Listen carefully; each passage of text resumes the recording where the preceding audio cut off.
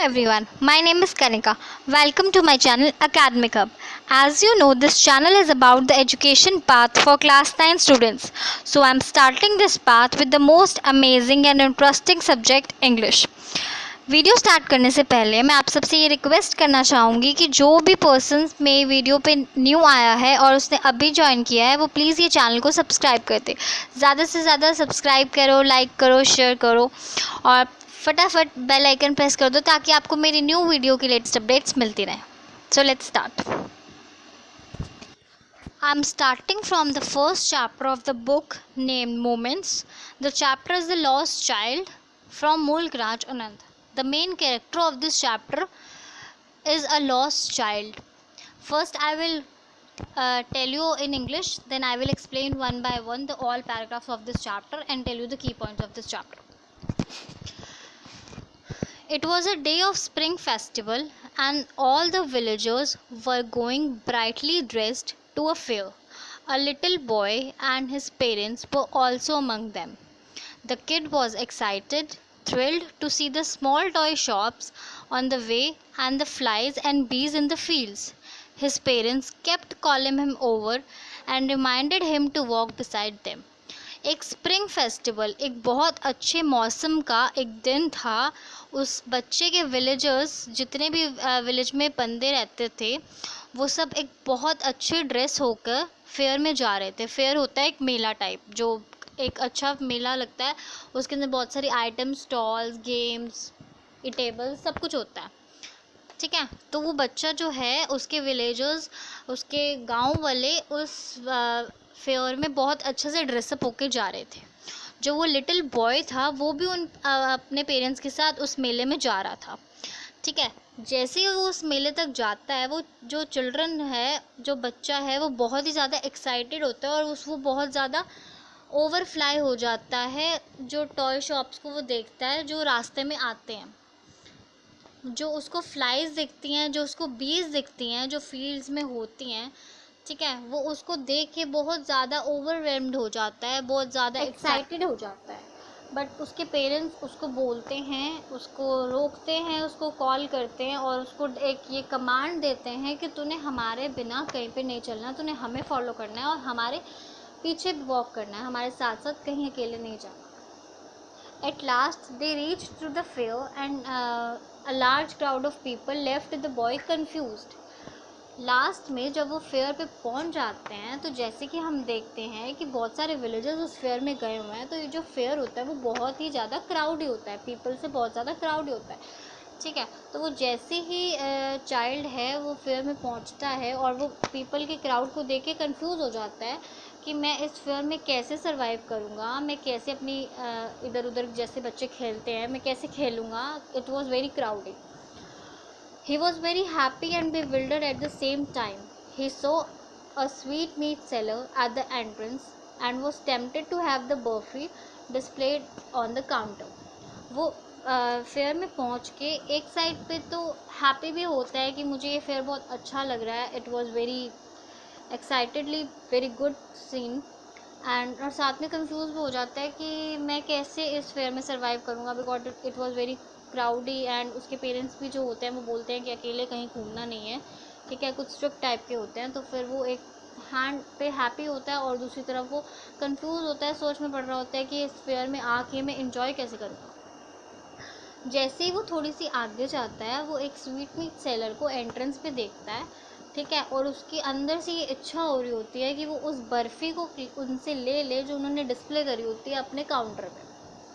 फिर उसके बाद वो उस डिमांड करता है, उस अपने दिल से वो डिमांड करता है कि मुझे वो बर्फ़ी खाने को मिल जाए। ठीक है, बट वो अंदर ही अंदर ये चीज़ सोच लेता है कि अगर मैं अपने पेरेंट्स को ये बोलूँगा कि मुझे आप लेकर दो तो वो ये सोचेंगे कि जैसे कि पेरेंट्स के डायलॉग्स होते हैं कि बच्चे तुम कहीं पे जाओगे और तुम्हें तो कुछ ना कुछ चाहिए हमेशा। ठीक है, पेरेंट्स हमको ग्रीडी समझते हैं। तो वो ये सोचता है कि अगर मैं अपने पेरेंट्स से डिमांड करूँगा तो फिर वो तो मुझे ग्रीडी समझेंगे और फिर तो मेरे पूरे फेयर का मज़ा ख़राब हो जाएगा। ठीक है, और मेरे को लगता है कि मुझे किसी और स्टॉल पे जाने भी ना दे वो। He demanded the sweet half-heartedly because he knew that instead of buying it for him, his parents would term him greedy. तो वो इस स्वीट मीट सेलर की बर्फ़ी को वहीं छोड़ देता है और आगे चलता रहता है. So he moved on and soon across a flower seller. जैसे ही इस बर्फ़ी को छोड़ देता है, स्वीट मीट सेलर को छोड़ देता है, उसके आगे जाता है तो उसको एक फ्लावर सेलर मिलता है जो बहुत सारे फ्लावर्स जो हैं एक सुंदर सुंदर ब्यूटीफुल फ्लावर सेल कर रहा होता है. ठीक है, अब उसको उस पूरे फ्लावर के गार्लैंड्स में से उसको जो गुलमोहर के गार्लैंड्स होते हैं वो बहुत अच्छे लगते हैं. ठीक है, वो अब फिर से सोचता है कि क्या पता मुझे ये चीज़, मैं इसको ख़रीद लूँ, मुझे मिल जाए.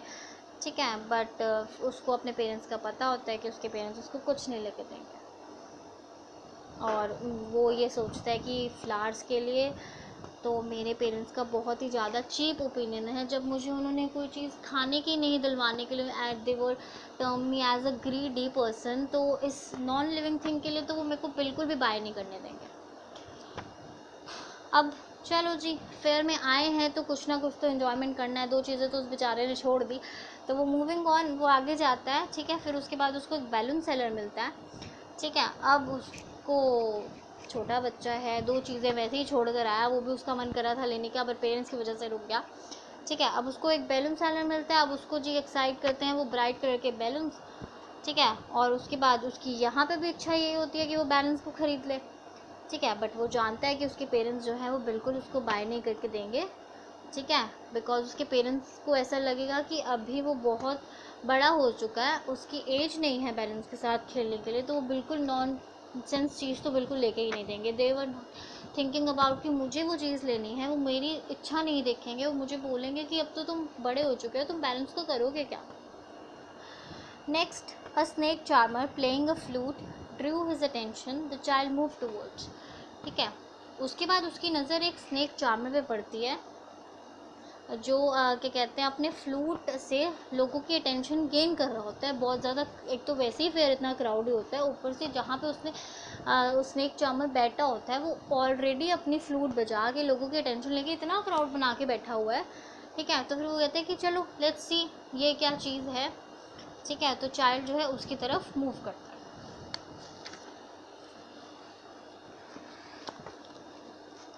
जैसे वो उसकी तरफ थोड़ा सा मूव करता है, ठीक है, वो मूव करते करते उसको ये बात याद आती है कि उसके पेरेंट्स ने उसको बताया था कि आपने कोई भी ऐसी रफ सी, कोई भी ऐसी नॉनसेंस और कोई भी हार्श म्यूज़िक नहीं सुनना. ठीक है, तो उसको अपने पेरेंट्स की बात याद आ जाती है. एक तो पहले ही वो अपने पेरेंट्स को बोल रहा है कि मुझे ये डिमांड कर रहा है और उसके पेरेंट्स नहीं मान रहे हैं. ठीक है, उसके बाद अगर वो उनको डिसओबे करेगा, उनकी बात नहीं सुनेगा, जो उसके पेरेंट्स ने उसको कमांड दी है कि आपको इसे नहीं करना है, तो ऑब्वियस सी बात है it was very hard broken for a child too कि वो अपने पेरेंट्स को डिसरिस्पेक्ट करे.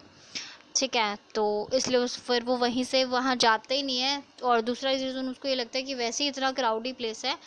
ठीक है, पेरेंट्स का तो डिसओबे मैं करूँगा ही करूँगा, कमांड को, साथ में क्राउडी एरिया में भी कहीं खो जाऊँगा. ठीक है, तो on moving ahead the child was charmed by a roundabout in full swing. ठीक है, फिर उसको स्विंग्स दिखते हैं. अब स्विंग्स को देख के किसी बच्चे को रोकना तो बहुत नामुमकिन सी बात है. ठीक है, स्विंग्स को देख के तो कोई भी बच्चा नहीं रुक सकता, एक बड़ा बच्चा भी नहीं रुक सकता. ठीक है, तो वो तो एक छोटा सा बच्चा है. ठीक है, इतना भी छोटा नहीं है, पर चलो बच्चों के सामने स्विंग्स हो तो बच्चे नहीं रुक सकते. ठीक है, और वो तो आया भी एक फेयर में. अब फेयर में स्विंग्स नहीं लिए तो फिर तो फेयर का कोई मज़ा ही नहीं होता. Following to resist his desire, he made a request to his parents to let him go on the roundabout. अब सारी तो चीज़ों को पेरेंट्स कि उसने अपने आप ही सोच लिया कि नहीं, मैं ये डिमांड करूँगा तो मेरे पेरेंट्स नहीं मानेंगे, ये डिमांड करूँगा मेरे पेरेंट्स नहीं मानेंगे. ठीक है, तो अब यहाँ जैसे कि मैंने आपको बताया कि स्विंग्स सामने हो तो किसी बच्चे को रोकना नामुमकिन नहीं है. ठीक है, तो उसने ब्रेवली स्ट्रांगली अपने पेरेंट्स के सामने ये रिक्वेस्ट रख ही दी कि प्लीज़ अब ये तो मेरे को ले ही दो, स्विंग्स तो मुझे ले ही दो. ठीक है, प्लीज़ मुझे स्विंग्स पे जाने दो, अब यहाँ तो प्लीज़ हाँ कर ही दो. ठीक है, स्ट्रॉन्ग हार्टली उसने बोल दिया, रिक्वेस्ट रख दी अपने पेरेंट्स के सामने. The child did not get any reply. ठीक है, अब उसके पेरेंट्स ने कोई रिप्लाई नहीं दिया. So he turn to look at his parents. अब वो जैसे कि स्नेक चार्मर से सीधा स्विंग्स के पास चला गया, तो वो आगे आगे चल रहा था, उसके पेरेंट्स पीछे चल रहे थे। जैसे ही उसने रिक्वेस्ट करी तो उसके बाद उसको चाइल्ड को कोई रिप्लाई नहीं मिला, तो उसने पीछे मुड़ के देखा कि कहीं पेरेंट्स गुस्सा ना हो गए हो या क्या कहते हैं मुझे बोल ही ना दे कि प्लीज़ इस फेयर से हम वापस चलते हैं। तो उसने पीछे मुड़कर देखा कि पेरेंट्स ने ऐसा क्यों जवाब नहीं दिया। तो फिर वो देखता है कि उसके जो पेरेंट्स हैं वो उसके पास है ही नहीं, उसके पीछे है ही नहीं। ठीक है, वो अकेला ही इस फेयर में चल रहा है और वो अकेला ही स्विंग्स के पास जा रहा था, उसके पेरेंट्स उसके पीछे हैं ही नहीं। ठीक है, वो बहुत ज़्यादा डर जाता है और रोने लग जाता है। ठीक है, अब वो उसके पेरेंट्स ने तो पहले बोला था कि प्लीज़ मेरे पीछे पीछे चलना, हमारे साथ साथ चलना, और एक तो इतना क्राउडी फेयर है, ऊपर से वो खो गया। तो फिर वो बहुत ज़्यादा डर जाता है और रोने लगता है। He ran here and there but could not find them. He rushed in panic to a shrine which was crowded with people. He tried to make his way through the heat of this crowd but was knocked down and began crying loudly. वो इधर उधर भागता है, panic करता है, इधर उधर देखता है, अपने पेरेंट्स को आवाज़ देता है। ठीक है, बट उसको कोई भी रिस्पॉन्स नहीं मिलता है, उसको अपने पेरेंट्स नहीं मिलते हैं। ठीक है, वो हर स्टॉल पे जा के देखता है कि maybe there his parents are there, but उसके पेरेंट्स उसको नहीं मिलते हैं। फिर उसके बाद वो इतने क्राउड के एरिया में अपने पेरेंट्स को ढूंढना उसके लिए मुश्किल हो जाता है और वो इतना पैनिक करता है कि वो ज़ोर ज़ोर से रोने लग जाता है। एक man heard his cries and rescued him from being trampled. एक इंसान उसकी ये रोने की दहाड़ सुनता है और उसके पास आता है। ठीक है, और उसको रेस्क्यू करता है, उससे पूछता है कि क्या प्रॉब्लम है। ठीक है, उस बच्चे को अपनी आर्म्स में लेता है और वो जो काइंड मैन होता है जो उसकी हेल्प कर रहा होता है, उसको रेस्क्यू कर रहा होता है, वो उसको एक बेबी की तरह ट्रीट कर रहा है कि प्लीज़ मुझे अपनी प्रॉब्लम बताओ, I will help you.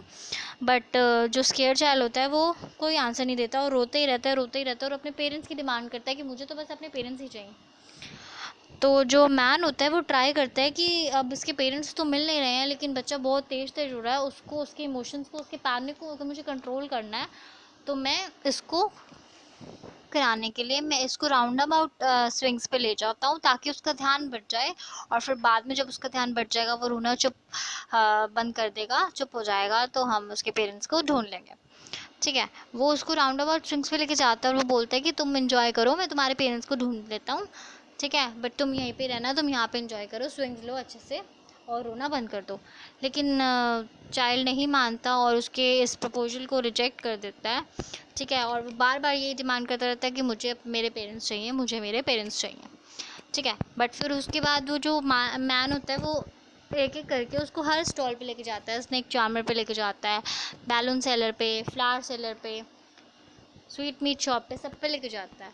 But वो कोई भी प्रपोजल उसका एक्सेप्ट नहीं करता, ना कुछ लेता है, ना कुछ बाय करता है, कुछ खाता पीता कुछ नहीं है। ठीक है, बस जस्ट अपनी डिमांड पे अड़ा रहता है कि मुझे तो बस मेरे पेरेंट्स चाहिए।